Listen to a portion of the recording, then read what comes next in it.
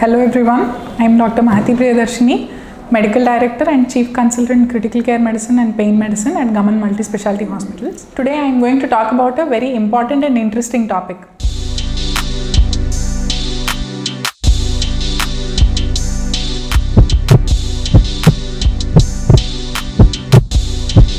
So today we are going to discuss what are these conditions. Are both heart attacks and cardiac arrest the same thing?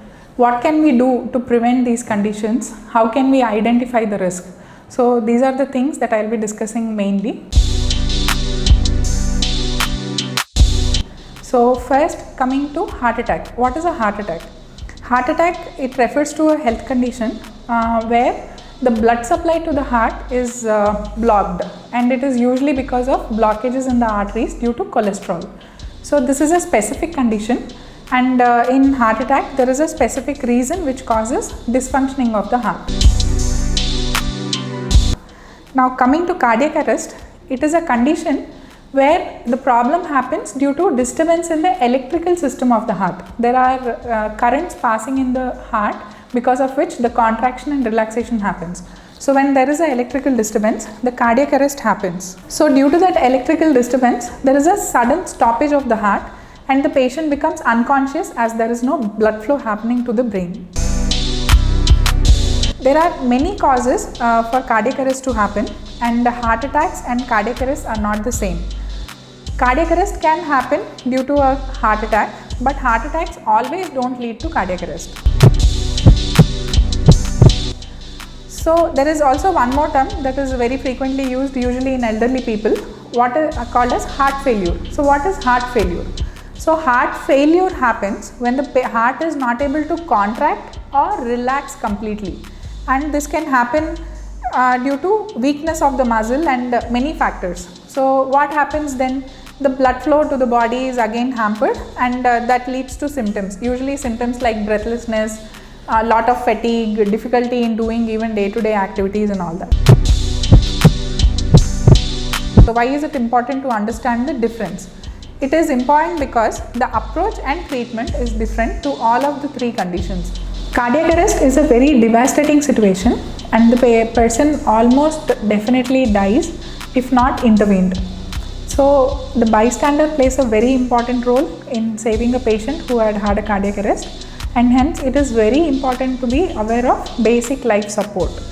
Another important step in basic life support is defibrillation, which is done with the help of a AED, which is an automated electrical defibrillator, which helps in defibrillation and saving the life of the patient. What is the best way to approach all these conditions is to take the preventive measures, and to take the preventive measures we must be aware of all these conditions. So when cardiac arrest happens, there is stoppage of the blood flow, so there is no blood supply to the brain. So the patient becomes unconscious and falls down to the ground. So the patient first falls down, they don't respond. Even on calling out their name or patting really hard, they don't wake up. Then we try to check the pulse, there is no pulse to palpate. So in a cardiac arrest, the bystander has a very important role, as I told you before, and the success of the CPR, it depends on the both intent and the training of the bystander.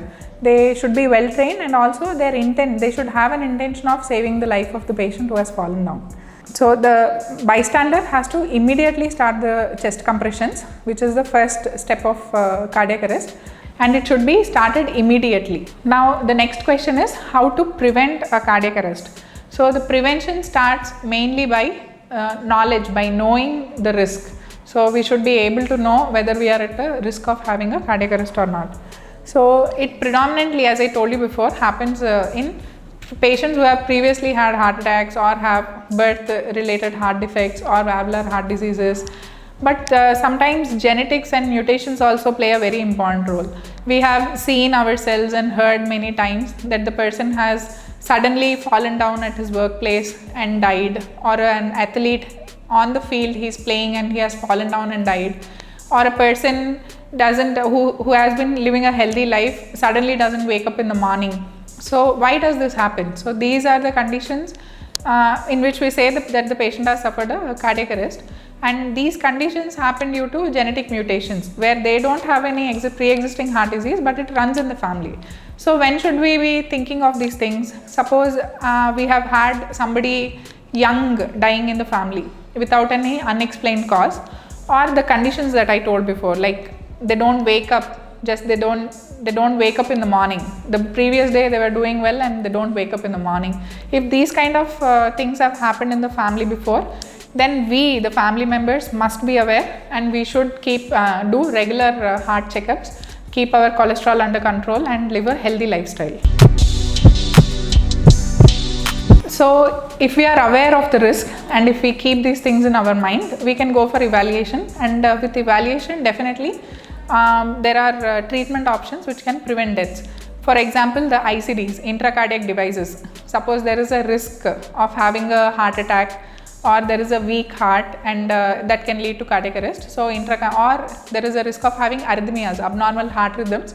The intracardiac devices can be put in the heart, which will help us.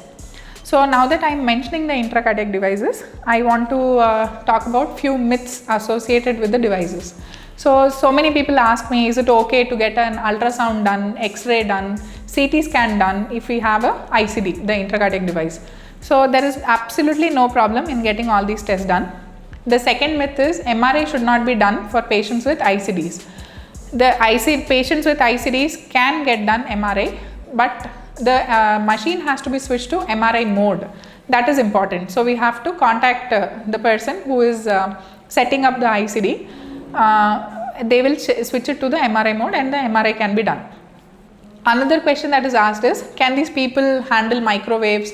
Will thunderstorms cause current generation from the ICD? No, the sensitivity is absolutely different. So these systems, the current generated by these systems is not enough to activate the ICDs. So these are the few myths associated and most commonly asked questions.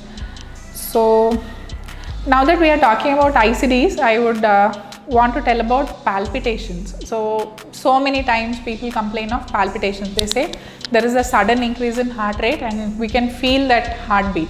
So what are palpitations? Palpitations, as described by the patient, they are abnormal heart beatings which can be felt.